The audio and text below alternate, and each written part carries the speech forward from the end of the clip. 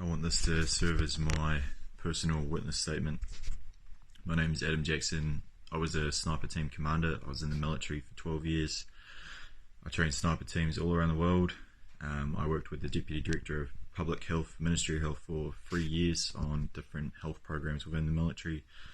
I wrote health policy for the New Zealand Defence Force, an organisation 10,000 people large. I worked on various health and performance programs.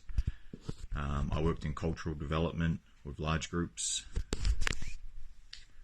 I worked with a lot of military psychologists. I worked in boards of teams of doctors, psychologists, social workers, padres on health policy. I've delivered my work to 2 international symposiums. I've delivered training to every NATO head of state or head of sniper capability. I've worked with athletes, taking them from phobic to world champ qualifiers, and I currently work with an ex-world champion. I've worked with sports franchises, some of the best in the country, going through their cultures. I've pretty much worked in every applicable area of human manipulation. I've worked with a Canadian PSYOPs team. I've been deployed on operations in field surveillance teams with human intelligence. Right. What I saw, I was attending the protest, and the protest had just finished singing the national anthem. Extremely peaceful, extremely loving. I observed on the Parliament building, they started bringing out these speakers, and I thought, oh, maybe someone's going to address the crowd. And then they started blasting irritating, repetitive music at the crowd. Now, what hit me is when this frequency hit my ear, it took me straight back to a memory that I have. And what they are doing is using enhanced interrogation tactics designed to break down the mind on the protesters. This is using a weapon against its own population. Our government is attacking its own people.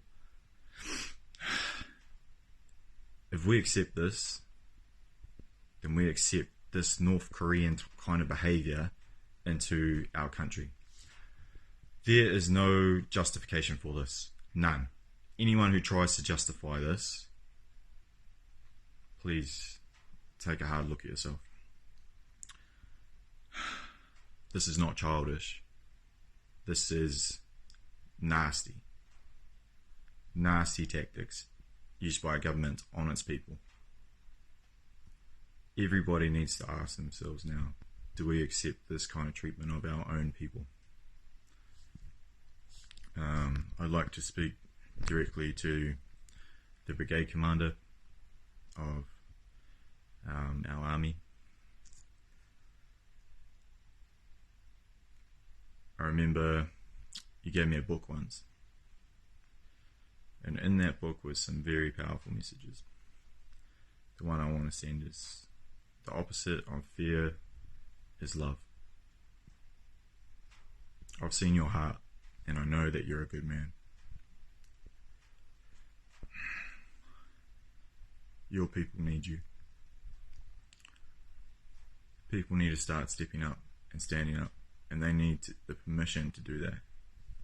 I'm not asking for extreme action. Just ask questions, allow people to speak, allow people to question, stop censoring people. Take away the shame. To the people in New Zealand, we really need to ask ourselves, is this okay?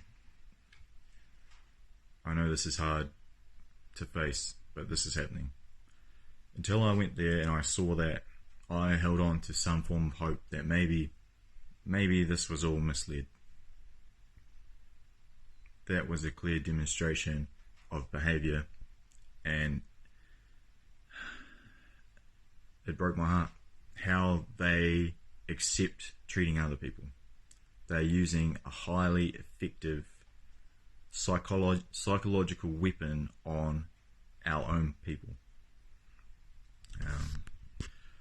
Anyway, I'll break this down a bit further in a interview soon. Stay safe out there, fam, and stay in love and send love.